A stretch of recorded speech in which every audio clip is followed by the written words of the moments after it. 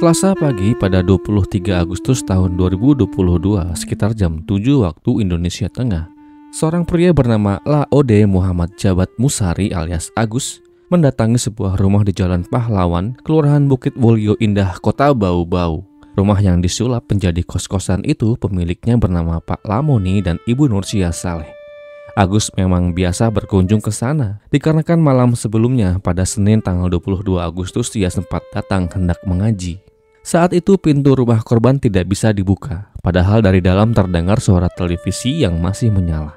Ia mencoba menelepon kedua korban, tapi nomor Pak Lamoni sudah nggak aktif. Sementara Ibu Nursia tak mengangkat panggilannya. Ia pun pulang dengan perasaan ganjil. Esok paginya jam 7 waktu Indonesia Tengah, ia kembali ke rumah itu dan melihat asisten rumah tangga pemilik rumah juga udah menunggu lama di depan pintu rumah dikarenakan tak dibukakan pintu. Biasanya jam 7 pagi rumah itu telah terbuka, tapi kali ini tetap terkunci dengan rapatnya. Merasa ada yang janggal, Agus kemudian pergi sebentar ke rumah tetangganya namanya Mahyudin untuk menanyakan keberadaan pasangan itu. Namun tak ada yang tahu.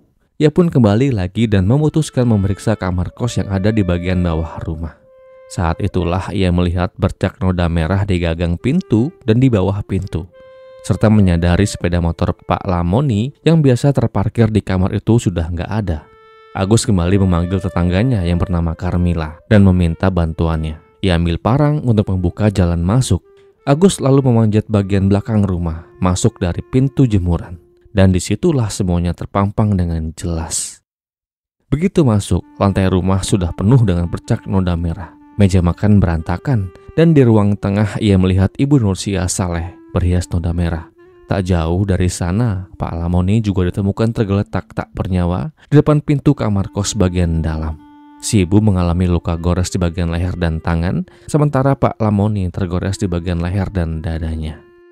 Agus segera membuka pintu belakang dan meminta Carmila memanggil warga lain. Saat itu TV masih dalam keadaan menyala, pintu depan terkunci dari dalam, dan sepeda motor serta ponsel milik korban sudah nggak ada semuanya. Kepergian juragan kos yang tinggal di Kota Bau-Bau itu tentu mengundang banyak sekali tanya terkait siapa dalang di balik temuan mengerikan itu. Sejauh sepengetahuan keluarga dan kerabat dekat, Pak Lamoni nggak pernah punya musuh sekalipun dan terlibat masalah dengan siapapun. Dan lalu, apa yang sebetulnya terjadi dan bagaimana kisah ini selengkapnya? Jadi, begini. Pak Lamoni 60 tahun dan istrinya Nursia Saleh 55 tahun. Hidup sederhana dan bahagia di rumah mereka di Jalan Pahlawan, Kelurahan Bukit Wolio, Kota Bau-Bau. Rumah itu juga mereka jadikan tempat kos-kosan untuk menambah penghasilan mereka yang saat itu mereka andalkan untuk memenuhi kebutuhan hari-hari mereka. Pasangan ini dikenal tenang, rajin beribadah dan jarang berselisih dengan siapapun, termasuk dengan tetangga-tetangga yang ada di kanan kiri yang juga punya usaha yang sama, yaitu juragan kos-kosan. Pak Lamoni sering terlihat di masjid saat waktu sholat, sementara Ibu Nursia Saleh dikenal sebagai sosok yang menjaga ketertiban di lingkungannya. Ia tak pernah segan menegur penghuni kos jika berbuat tak pantas, apalagi jika ada pasangan muda yang tinggal satu kamar tanpa ikatan pernikahan yang sah. Pernah di suatu waktu Ibu Nursia memergoki dan menegur penghuni kosnya yang kedapatan membawa orang lain ke dalam kamarnya. Kehidupan mereka mungkin tak berlebih namun cukup. Tak ada harta yang melimpah, tak ada musuh yang diketahui. Mereka cuma ingin menjalani hari tuanya dengan tenang di rumah yang telah mereka bangun dari hasil kerja bertahun-tahun itu. Dari informasi yang saya dapatkan, Ibu Nursia adalah istri kedua Pak Lamoni setelah berpisah dengan istri pertamanya. Entah perpisahan itu disebabkan oleh perceraian atau perpisahan dikarenakan dipanggilnya pasangannya. Namun yang pasti dari pernikahan dengan Pak Lamoni dan Ibu Nursia, mereka belum diberkahi keturunan. Ada satu anak yang Pak Lamoni miliki, namun itu dari istri sebelumnya. Hidup dengan aman dan sentosa di kampung halaman adalah dambaan bagi siapapun, termasuk kamu dan saya. Nah, kemapanan yang telah diraih oleh pasangan ini sebagai juragan kos-kosan membuat mereka bertemu dengan banyak sekali orang di lingkungannya, termasuk pertemuannya dengan calon dan penghuni kos, para tetangga, dan juga para tukang dan atau kuli yang kerap kali mereka panggil ketika ada kebutuhan untuk merenovasi atau memperbaiki rumah kos Pak Lamoni dan Ibu Nursia. Dan dari habit inilah yang kemudian membawa mereka bertemu dengan Abdul Rohim alias Dul ini. Abdul Rohim atau yang lebih dikenal dengan panggilan Dul adalah seorang kuli bangunan berusia 35 tahun. Hidupnya ya nggak gimana-gimana banget, berpindah dari satu proyek ke proyek yang lain, tanpa pekerjaan yang tetap. Ia lahir dan besar di kota Bau-Bau, dan belakangan menetap di Jalan Pahlawan, Kelurahan Bukit Waluyo Indah, tepat di kawasan yang sama dengan rumah pasangan Pak Lamuni dan Ibu Nursia Saleh. Dul bukanlah orang baru di lingkungan itu. Sebelum peristiwa itu terjadi, ia sempat tinggal di kos yang tak jauh dari rumah Pak Lamuni dan istri. Saat masih bekerja sebagai tukang, ia kerap membantu warga sekitar memperbaiki rumah, termasuk kadang membantu rumah Pak Lamuni. Karena itulah wajahnya dikenal oleh penghuni sekitar, meski nggak terlalu akrab. Namun di balik kesan pendiam, Dul hidup dalam keadaan tekanan ekonomi. Penghasilannya sebagai kuli tak menentu, dan beberapa bulan sebelumnya ia dikabarkan mulai menganggur. Dan untuk mengatasi hal itu, Dul sempat bertemu dengan kerabatnya yang bernama Laode Budi atau Budi, yang dimana saat itu Budi sempat menawari Dul untuk menjadi koki nasi goreng di warung miliknya. Namun saat itu Dul masih pikir-pikir dulu, musabab ia masih ingin kerja dulu sebagai tukang. Ternyata di balik tangan kasarnya, Dul multi talenta juga ya, tukang bisa, koki bisa. Beberapa hari sebelum malapetaka itu tiba, rumah pasangan Pak Lamuni dan Ibu Nursia Saleh sedang dalam perbaikan. Si tukang yang bernama Syarifuddin alias Udin datang saban hari untuk memperbaiki kamar mandi dan memasang jendela baru. Ia kerja sekitar seminggu di rumah itu. Selama ia bekerja, semuanya tampak biasa. Tak ada masalah, tak ada tanda-tanda ancaman. Namun kehadiran Udin di rumah itu sebagai tukang yang merenovasi rumah Pak Lamuni adalah sumber dari segala kejadian yang mengerikan ini. Sebab dikatakan oleh Dul sendiri, bukanlah Udin yang ada di sana pada saat itu. Namun harusnya Dul lah yang mengerjakan proyek renovasi rumah itu. Jadi begini kronologinya. Pada bulan Agustus tahun 2022 menjadi momen yang menentukan bagi Abdul Rohim alias Dul ini, si kuli bangunan yang hidupnya lagi seret-seretnya. Sebelumnya Dul sempat menaruh harapan besar pada Pak Lamuni, pemilik rumah tempat ia pernah kerja dan kos. Ya, sebelumnya dikatakan Dul dalam akuannya sendiri, mereka udah pernah sepakat Pak Lamuni akan kasih kerjaan baru untuknya, yaitu memasang pintu jendela dan pagar rumahnya. Mendengar dan mendapatkan kerjaan di masa-masa susahnya itu, tentu membuat Dul melonjak gembira kegirangan. Segera setelah itu dikabarkan ia siapkan bahan-bahan material besi pembuat pagar dan jendela, yang kemudian bahan-bahan itu ia letakkan di rumah Pak Lamuni. 5 juta katanya, modal yang Dul pakai untuk semua bahan yang telah ia beli. Begitu akuannya. Entah dari mana ia dapatkan modal itu, padahal infonya dia lagi bokek. Namun yang pasti di suatu hari, saat Dul menelpon buat konfirmasi kapan ia mulai kerjanya, Pak Lamuni bilang kepada Dul bahwa kerjaannya telah ia kasih kepada orang lain. Seketika hancurlah dia, sakit hati nggak tuh? Buat orang lain mungkin itu hal yang kecil dan sepele, tapi buat Dul yang hidup cuma bergantung dari proyek ke proyek, ucapan itu bikin darahnya naik.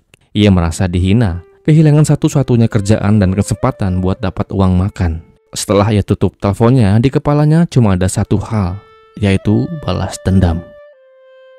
Pada Senin 22 Agustus tahun 2022, ia ambil sajam melengkung yang ia simpan di dekat pohon pisang di belakang kos lamanya. Sajam itu berkarat dan tanpa gagang, tapi dia tahu cara benerinnya. Ia beli gagang kayu di pasar dan ia bawa ke kos lamanya, rumah yang berlokasi persis di samping rumah Pak Lamuni dan istri.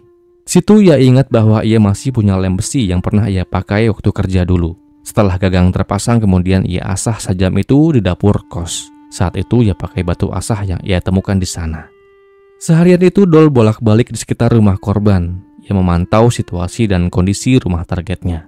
Di pagi itu ia ketemu dengan Rasmin, si penghuni kos temannya. Siang itu ia sempat ngobrol dengan Rasmin sambil merokok di ruang tengah.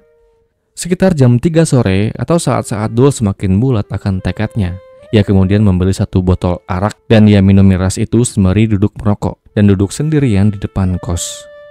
Sore itu dia kelihatan biasa-biasa aja, padahal dalam pikirannya semua udah beres, alatnya siap, targetnya jelas. Menjelang malam jam 7, Dul lihat Pak Lamuni duduk di depan terasnya. Lalu ia datang mendekat, awalnya cuma mau ngomong, nanya alasan kenapa pekerjaan itu dikasih kepada orang lain, dan kenapa bukan ia yang mengerjakan pekerjaan itu, padahal ia udah beli material-materialnya. Tapi jawaban Pak Lamuni membuat Dul semakin naik pitam. Katanya itu bukan urusan Dul, dan sambil mengibaskan tangannya, dia menyuruh Dul untuk pergi. Itu akuan dari Dul sendiri. Menerima perlakuan itu Dul semakin jadi, Saat Pak Lamoni berbalik arah masuk ke dalam rumah, Dul langsung tarik saja melengkung dari balik bajunya dan diarahkan dan tepat mengenai leher Pak Lamoni 1 kali. Pak Lamoni sempat melawan, ia bahkan sempat menggigit tangan Dul. Tapi Dul langsung sumpalkan sarung tangan ke dalam mulutnya. Lalu kembali arahan kedua dan ketiga mendarat di leher dan dada Pak Lamoni. Pak Lamoni roboh ke lantai ruang tamu. Noda merah kemudian membanjir dan tak lama kemudian ia pun dipanggil Tuhan Yang Maha Kuasa. Saya ucapkan duka yang mendalam. Setelah Pak Lamoni tumbang, lalu terdengar teriakan yang datang dari arah dapur. Ya, itu Ibu Nursiah Saleh istrinya. Dul kemudian panik, ia berbalik arah dan langsung tanpa ampun menyerang si ibu dengan sajam yang sama. Arahan pertama sempat meleset, tapi Dul kemudian memukul, mengempaskan kepala ibu ke lantai beberapa kali hingga ia jatuh dan lemas. Saat melihat Ibu Nursiah masih bernafas, ia kembali mengarahkan sajam itu dan tepat mengenai dada dan leher korban. Dan dikarenakan tak sempat melawan dan semakin lukanya membuat dia lemah, Ibu Nursiah Saleh kemudian dipanggil Tuhan Yang Maha Kuasa. Kembali saya ucapkan duka yang mendalam. Demikian setelah tuntas dengan misi tak masuk akalnya itu, Dul kemudian masuk ke dalam kamar cuci tangannya dalam kamar mandi, lalu mengambil ponsel Samsung putih di dekat televisi. Ia juga mengambil kunci rumah dan kunci motor yang tergantung di ruang tengah. Motor itu disimpan di kamar bawah, ia keluarkan dan ia bawa kabur. Ia kunci pintu dari luar dan kemudian ia pun melarikan diri. Selesai. Malam itu di tengah pelariannya, sepeda motor yang ia bawa mengalami pecah ban. Jadi ia parkirkan sepeda motor itu di rumah susun Kota Mara. Esok harinya Dul menyewa kamar kos baru di Kelurahan Batulo. Alasan yang ia katakan agar dekat dengan kerjaan barunya. Padahal itu caranya untuk menghilang dari sekitar lokasi penghilangan nyawa. Kasus ini bisa mulai terungkap setelah tubuh Pak Lamoni dan Ibu Nursiah ditemukan. Polisi langsung bergerak cepat setelah menerima laporan itu. Dari TKP petugas tahu bahwa ada 2 barang yang hilang, sepeda motor Scoopy dan ponsel Samsung putih milik korban. Tim Reskrim Polres Bau-Bau melacak sinyal ponsel lewat sistem koordinat digital. Dari hasil pelacakannya, sinyal ponsel korban mengarah ke sebuah kos di Kelurahan Batulo, sebuah tempat yang dipakai Dul untuk bersembunyi. Di malam itu juga 23 Agustus jam 8 malam, polisi melakukan penggerebekan di kamar itu dan mendapati Abdul Rohim alias Dul bersama ponsel korban di dalam tangannya. Dul langsung mengakui perbuatannya, termasuk lokasi di mana ia taruh sepeda motor yang ia sembunyikan di Kota Mara. Dalam waktu kurang lebih 1 hari, penghilangan itu akhirnya terungkap. Abdul Rohim alias Dul terjerat pasal penghilangan nyawa secara berencana dan terancam hukuman mati atau seumur hidup. Dan di dalam persidangan yang kemudian diadakan di Pengadilan Negeri Bau-Bau, melalui majelis hakimnya, kemudian menjatuhkan vonis kepada Abdul Rohim alias Dul dengan hukuman maksimal 20 tahun penjara. Demikianlah kisah ini. Semoga akan terus ada pelajaran yang bisa kita ambil dari kisah ini. Dan kisah ini pun berakhir